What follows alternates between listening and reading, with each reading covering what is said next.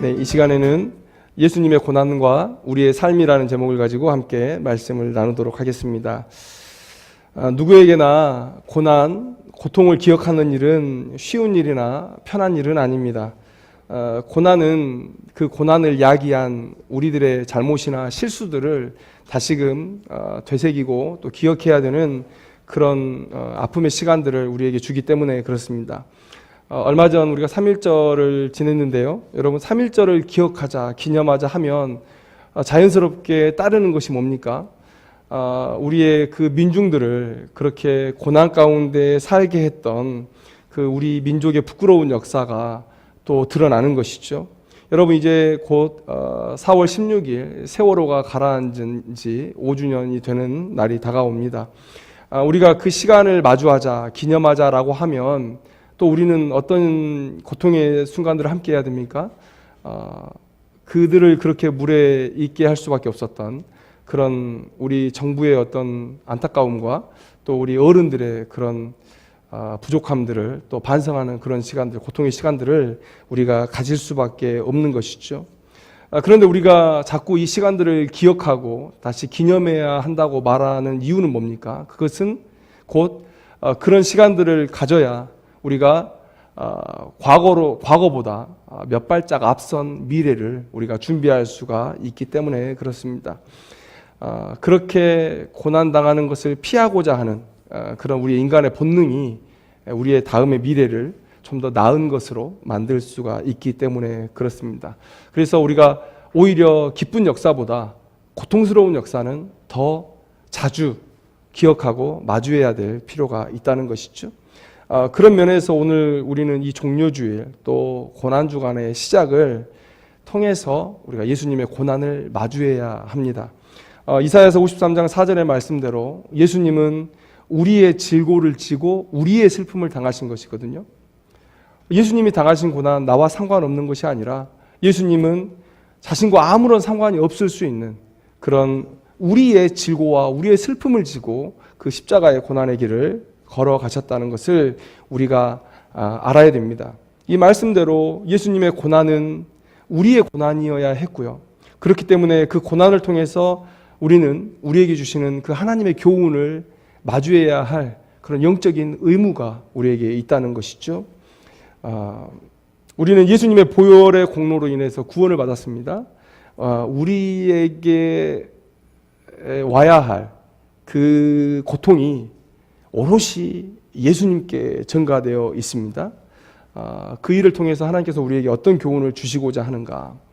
오늘 우리 겟세마네 이 본문을 택한 이유는 뭐냐면 이 겟세마네의 본문에 그 예수님의 고난이 가장 짙게 배어 있다고 보기 때문에 그렇습니다. 오늘 그 예수님의 고난, 우리의 고난이어야 할 예수님의 고난을 우리가 마주하면서 하나님께서 오늘 우리에게 주시는 교훈이 무엇인지를 깊이 있게 깨닫고 삶으로 실천하는 우리들의 인생이 되기를 소망합니다. 오늘 우리는 이 겟세마네에서 기도하시는 예수님의 모습을 마주할 때 전혀 예수님답지 않은 그런 모습을 보게 되죠. 여러분 예수님은 어떠했습니까? 모든 권력자들 앞에 당당했습니다. 그리고 모든 이들에게 항상 스승이었고요.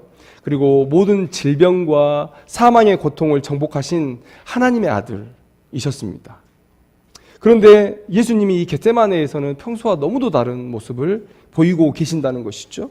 여러분 몇 가지 모습이 나오는데요. 첫 번째는 베드로와 야고보와 요한 앞에서 고민하고 슬퍼하시는 모습을 보였다는 거예요.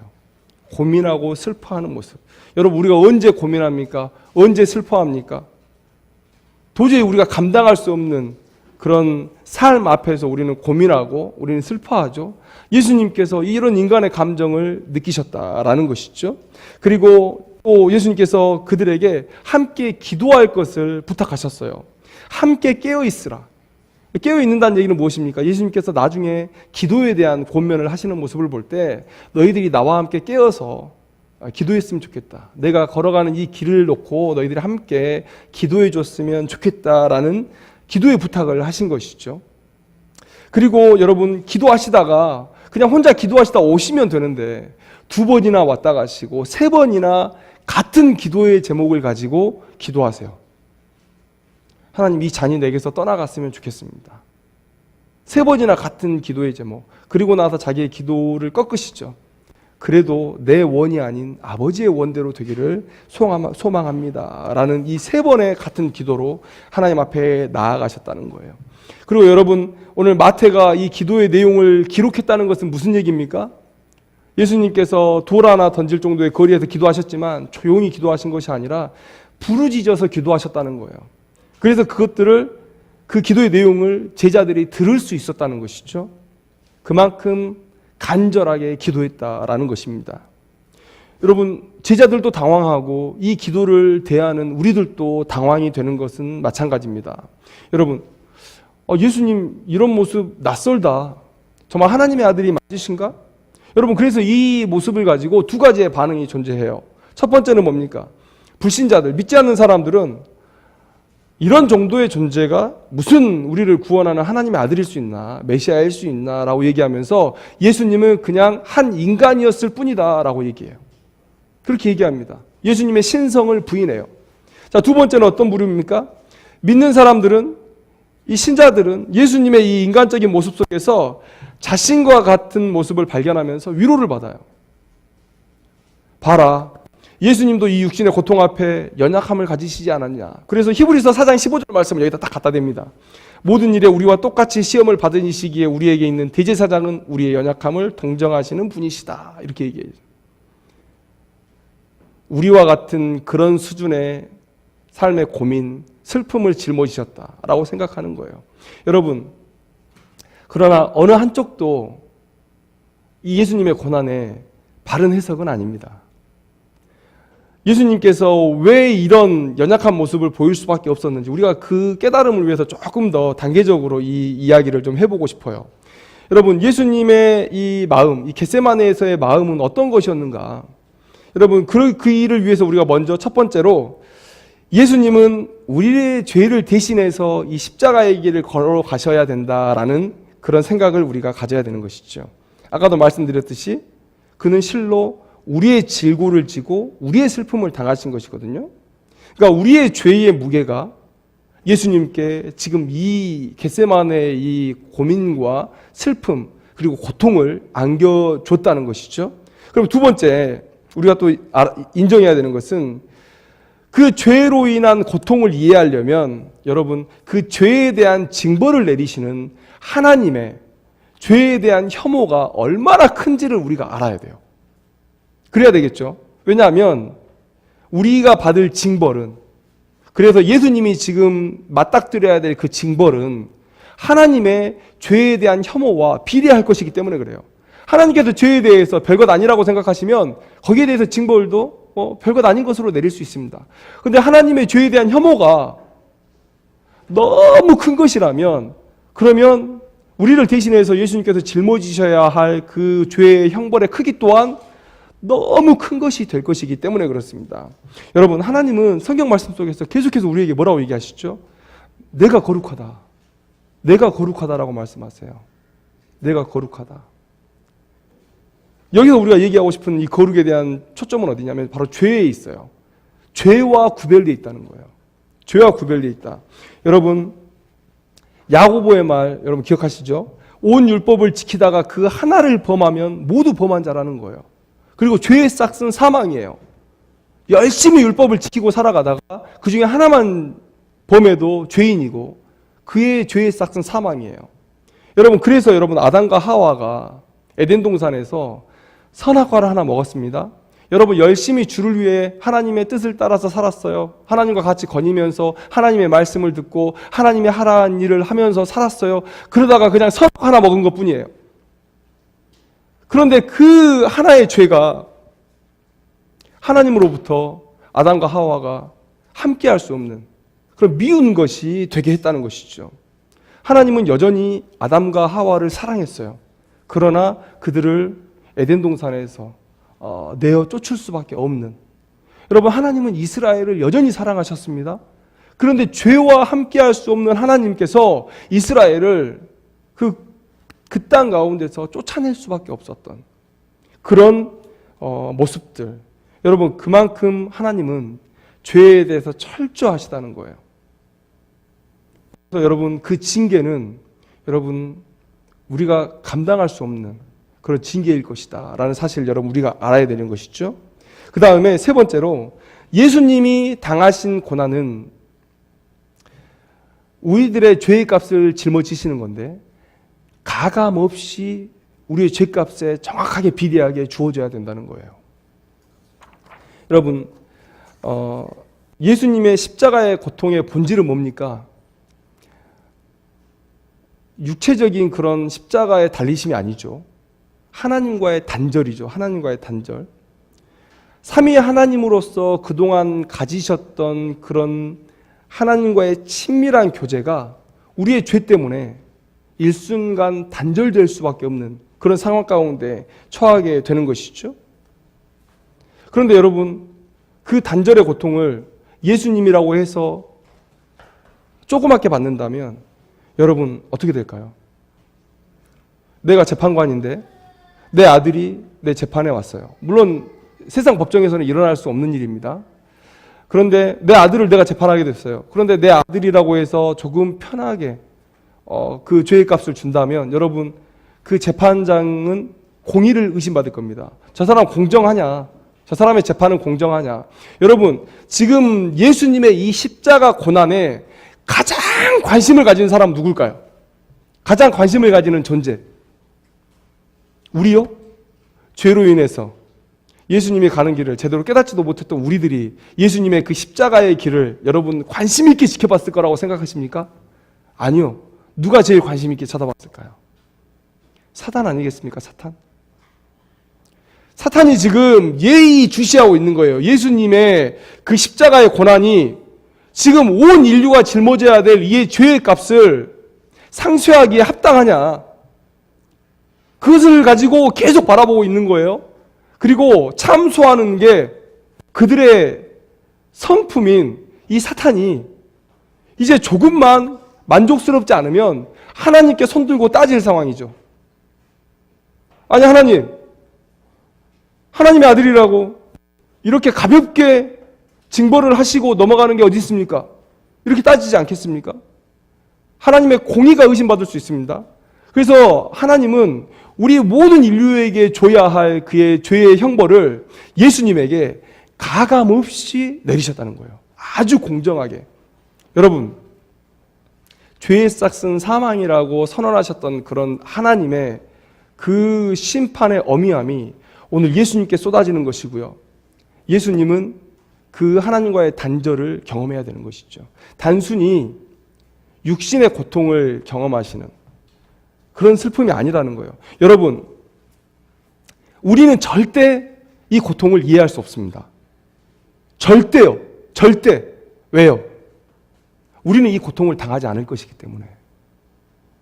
예수님께서 우리를 대신해서 십자가에 달려 죽으셨기 때문에 하나님은 죄인을 향해서 바라보는 그 냉혹한 시선으로 우리를 바라보지 않으시고 아버지로서 너그러운 사랑의 눈빛으로 우리를 바라보셔요. 지금도 우리를 그렇게 바라보고 계시고 하나님 앞에 갔을 때 우리가 죄로 오염된 몸을 이끌고 하나님 앞에 갔을 때도 하나님은 우리를 혐오의 눈으로 바라보지 않으시고 너그럽고 사랑스러운 눈빛으로 힘든 세상 속에서 수고했다 라고 말해주는 그 마음으로 우리를 기다리고 계셔요. 우리는 절대 예수님이 당하신 이 고통을 당하지 않을 것이기 때문에 우리는 절대 예수님의 이 고통을 이해 못한다고요. 아까 얘기했죠. 믿는 사람들이 봐라 예수님도 우리를 동정하시는 거 아니냐, 우리가 똑같이. 그런데 이 고난을 얘기하는 게 아니라고요. 그래서 여러분, 예수님의 고통은 그만큼 무겁고 두렵고 큰 것이었어요. 여러분, 가져보지 않은 사람은 잃는 것을 두려워하지 않습니다. 유럽 사람들이 생각하는 3대 진미가 있대요. 3대 진미. 그게 뭐냐면 송로버섯, 철갑상어 알, 그리고 푸아그라. 크고 지방이 많은 거위 간이랍니다. 이 세 개가 3대 진미인데 어느 날 누가 저한테 와가지고 너 앞으로 이거 절대 너에게 안 줄 거야 라고 얘기하면 제가 한 번도 맛본 적도 없는데 거기에 대해서 막 긴장하고 두렵고 진짜 나 앞으로 그거 못 먹는 거야? 여러분 이러겠습니까? 그래 괜찮아. 근데 누가 와가지고 저한테 너 앞으로 라면 못 먹을 거야 라고 얘기하면 저는 긴장하죠. 진짜 나 죽을 때까지 라면 못 먹는 거야? 여러분, 가져보지 않은 사람은 잃는 것을 두려워하지 않는 거예요. 여러분 하나님과 교제함이 그렇게 사모되셨습니까? 그러기를 소망합니다. 그런데 여러분, 삼위 하나님 간에 있었던 그 사랑의 관계, 하나님은 사랑이시라 라고 할 때 하나님의 그 존재 원리가 사랑이세요. 다른 이방신들이 왜 사랑을 못하는지 아십니까? 이슬람 종족들이 왜 그렇게 다른 사람들을 죽이는 것으로 포교하는 줄 아세요? 신이 사랑을 몰라요.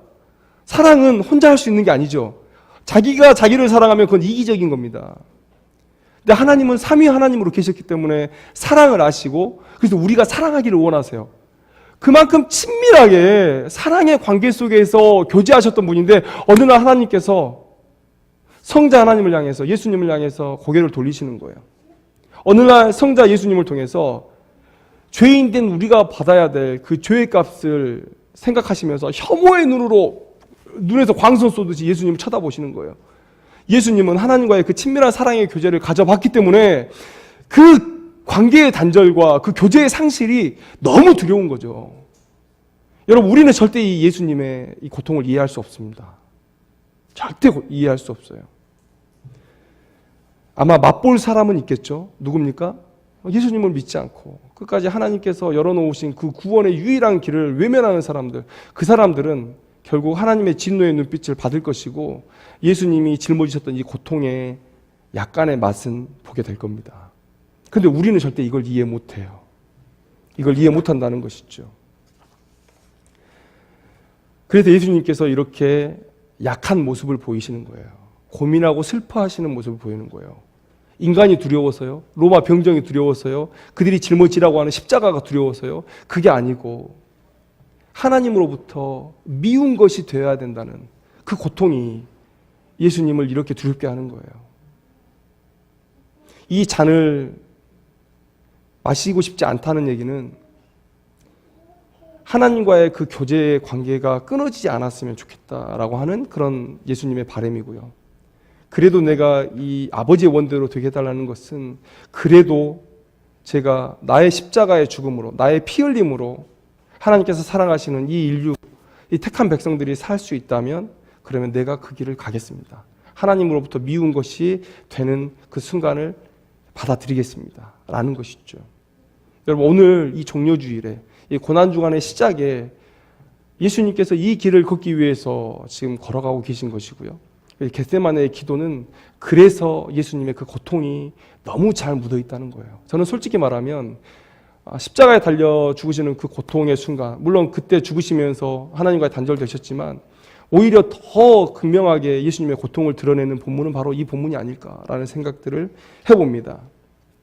여러분, 그래서 오늘 이 종료주일에 우리가 예수님의 고난을 다시 한번 맞닥뜨리면서, 그러면서 우리가 하나님께서 주시는 교훈을 받아야 돼요.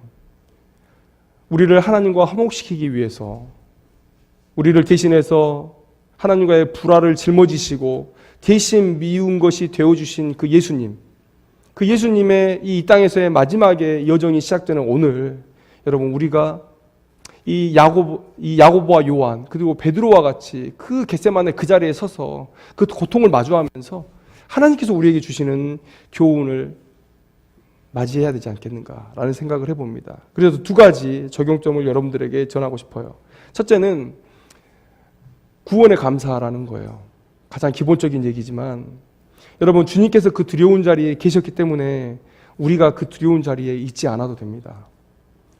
우리가 감당할 수 없는 이 형벌의 무게입니다. 그걸 예수님께서 감당해 주셨다는 거예요. 여러분, 하나님의 진노의 눈빛을 너그러운 사랑의 눈빛으로 바꾸신 그 예수님의 사랑과 희생을 대하는 오늘, 우리가 바로 예수님을 향한, 하나님을 향한 감사를 회복해야 된다는 것이죠. 여러분, 감사할 이유를 좀 찾자고, 감사의 노트도 좀 써보자고, 여러분 그런 얘기 많이 하죠. 여러분, 그런데 그런 얘기를 들을 때 좀 맞는 말이긴 한데요, 슬프기도 합니다. 우리가 그렇게 감사의 이유를 찾아야, 그래야 기쁠 수 있는 사람인가, 그래야 감사할 수 있는 사람인가, 여러분 그것을 우리가 생각해 봤으면 좋겠어요. 하나님은 우리에게 사도 바울을 통해서 항상 기뻐하라고, 항상 감사하라고 우리에게 말씀하셨는데 왜 이렇게 우리에게 명령할 수 있습니까? 이미 받은 은혜가 너무 크기 때문에 그래요. 이미 받은 은혜가. 여러분, 히브리서 11장 36절 37절에 세상이 감당하지 못하는 믿음의 사람들에 대해서 얘기합니다.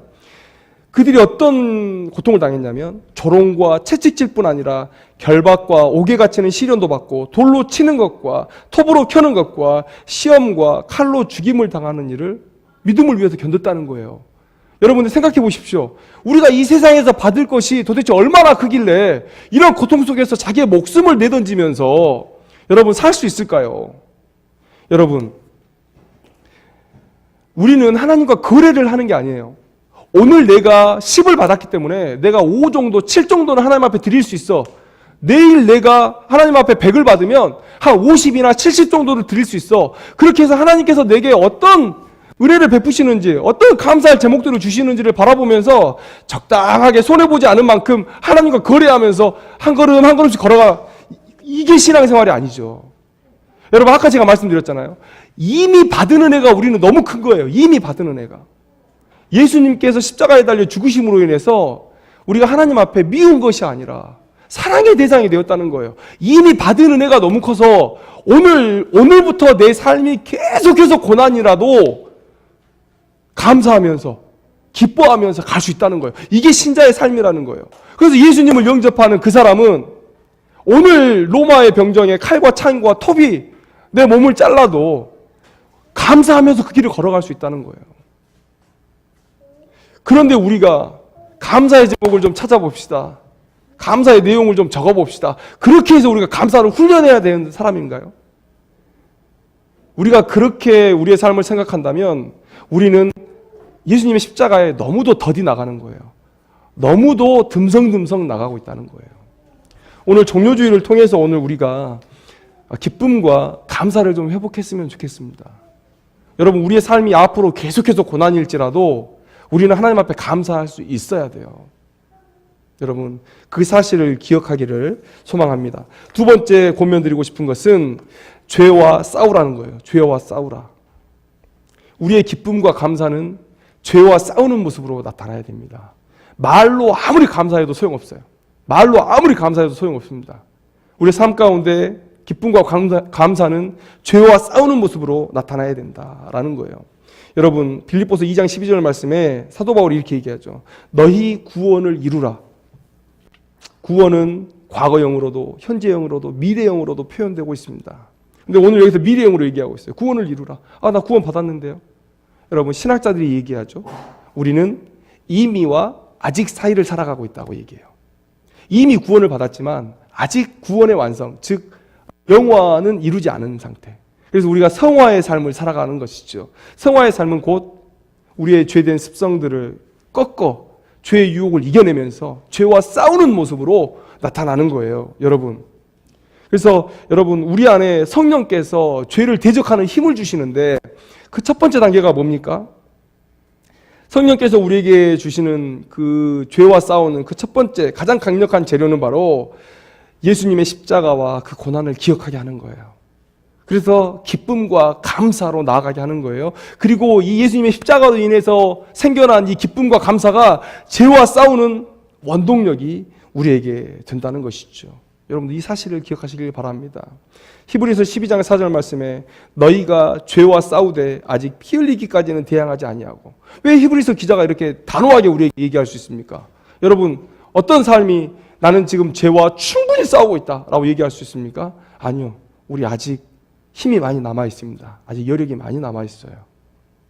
우리 더 싸워야 되는 사람들이라는 사실 여러분들 기억하시길 바랍니다. 오늘 우리가 예수님의 십자가를 대할 때 하나님께서 그 죄의 그 징벌을 예수 그리스도께 부으셨는데요.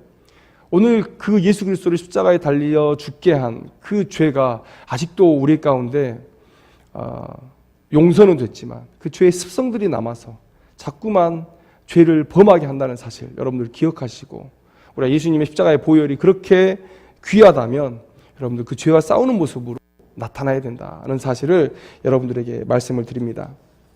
여러분, 이제 종료주일을 맞이하고요. 이제 한 주간 우리가 고난 주간으로 우리가 보낼 겁니다.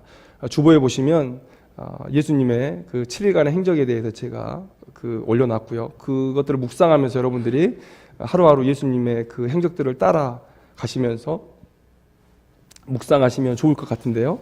오늘 우리가 예수님의 이 겟세마네의 기도, 또 예수님의 그 고난을 우리가 묵상하면서 예수님께서 그 당하신 그 형벌이 우리에게 하나님의 호의, 또 너그러움, 사랑 안에 있겠다는 사실을 기억하면서 항상 감사를 결단하는 그런 삶을 살고요. 그리고 또 날마다 죄와 처절히 싸우는 그런 귀한 삶으로 나가길 원합니다. 하나님께서 오늘 이 종료주일, 이 고난주간을 통해서 오늘 우리에게 이 귀한 메시지를 주신다는 사실, 내가 거룩하니 너희도 거룩하라는 하나님의 말씀을 우리가 마음 가운데 새기고 이제 거룩한 삶으로 한 걸음씩 한 걸음씩 더 나아가는 귀한 우리 푸른교회 믿음의 형제 자매들이 되기를 주님의 이름으로 축원합니다. 기도하겠습니다.